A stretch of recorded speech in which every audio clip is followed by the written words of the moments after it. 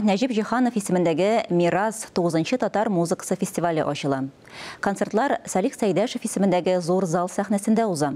Быелгы фестивальдә кемнәр катнаша? Бу турыда алдагы язмада. Республикабызның зур концертлар залында Нәҗип Җиһанов исемендәге 9-нчы «Мирас» татар музыкасы фестивале кысаларында берничә чара уза. Фестиваль уникаль. Бик күп кенә проектлар арасында «Мирас» татар музыкасының бердән-бер фестивале булып тора. Оештыручылар билгеләп үткәнчә, хәзерге вакытта яхшы таныш булган әсәрләргә без яңа күзлектән карарга тиешбез. Юкка гына фестиваль «Мирас» дип аталмый. Ул барлык буын композиторларны, нигез салучылардан алып, хәзерге яшьләргә кадәр үз иченә җәлеп итә. Все ваши вопросы, они как раз показывают, насколько много функций ожидается от этого фестиваля.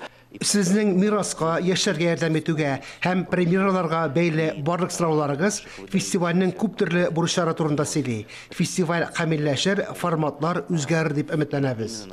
Фестиваль 2015 елда Татарстан Республикасы Дәүләт Академиясының симфоник оркестры сәнгать җитәкчесе һәм баш дирижеры Александр Сладковский тарафыннан оештырыла.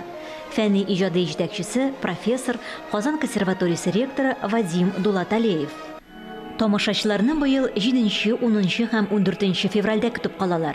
Фестиваль татар музыкасы сәяхәте концерты белән ачылып китә.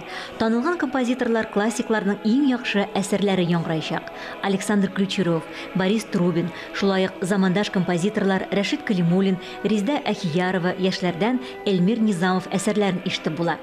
Традицион рәвештә фестивальнең афишасында бары тик премьера концерты да урын алган. Биредә яңа буын композиторларның музыкасы белән танышып була. Ә кайберләре фестиваль өчен махсус язылган. Мәсәлән, Миләүшә Хайруллинаның «Каллиграф» симфоник әсәре. «Мирас» фестивалендә яңгырау яшь композиторлар өчен бу беренчедән зур җаваплылык һәм зур мөмкинчелек тә. Александр Витальевич Сладковский менә шундый тәкъдим, шундый мөмкинчелек миңа биргән өчен мин бик рәхмәтле һәм Вадим Робертович Дулаталиев шундый зур фестивальне ясау өчен, җиткерү өчен без әлбәттә бөтенебез бик рәхмәтле. Багышлау концертын лаеклы тәмамлау дип атарга мөмкин. Кичә ике композитор юбиляр Фәрит Еруллин һәм Шамил Шәрифуллинга багышлана. Тамашачылар Еруллинның «Шүрәле» балетынан өзекләр һәм Шәрифуллинның «Җыен» оркестр өчен концертын ишетәчәк. Главный фестиваль татарской музыки. Ну вот как я его вижу, и с большим количеством функций. Бу татар музыкасының төп фестиваль булырга тиеш. Бу фестивальне география буенча гына түгел, социология күзлегеннән дә карарга кирәк.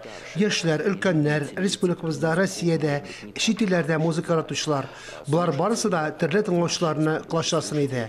Ничек үсәчәген әйтүе кыен. Төрле стратегия булырга мөмкин. Максатлар куелачак һәм мин ышанам, алар хәл ителәчәк. Фестивальдә Лада Лабзина, Сөмбел Кыямова, Айрат Ганиев, дирижер Василий Валитов, Ринат Халитов катнашачак. Кадрия Мирсиапова, Алия Галиуллина, Эльза Ахмәтҗанова, Татарстан яңалыклары.